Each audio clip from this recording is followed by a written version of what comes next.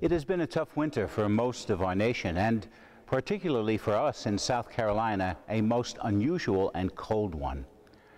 We have lost many beautiful trees, and so much of nature's plant life seems to be quite dead.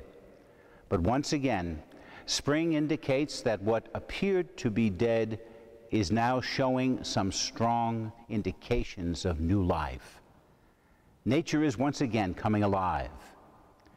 Recently, I had the honor to attend the unveiling of a statue honoring Judge J. Waities Waring, a native Charlestonian who served as a United States District Judge in Charleston from 1942 to 1952. During his time as a federal judge, he became more and more convinced that the practice of separate but equal, that is, segregation in public education, was an evil that must be eradicated. His tireless devotion to this cause led him to be isolated from many of his friends and neighbors, and eventually led to his leaving his beloved Charleston soon after retirement in the early 1950s. He was finally brought home to his native city to be buried after his death in 1968. In a sense, he had died in the minds and hearts of many people because of his courageous stand against racial inequality. But in this ceremony, almost 65 years later, he has been raised to new stature and a new appreciation of his courage.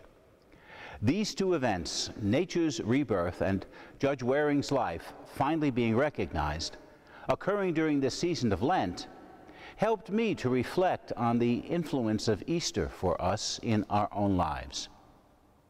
Jesus faced tremendous opposition to his teaching because it meant that the hearts and minds of people had to be converted and transformed.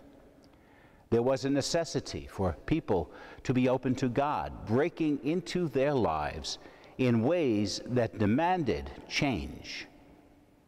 Many refused this invitation, and as we see in the gospel readings of Holy Week, sought to end the challenges he presented by putting him to death. However, we know that the story does not end there. God the Father raises Jesus from the dead and promises new life to all who would believe in him. What many expected would be the end of the story actually became the beginning.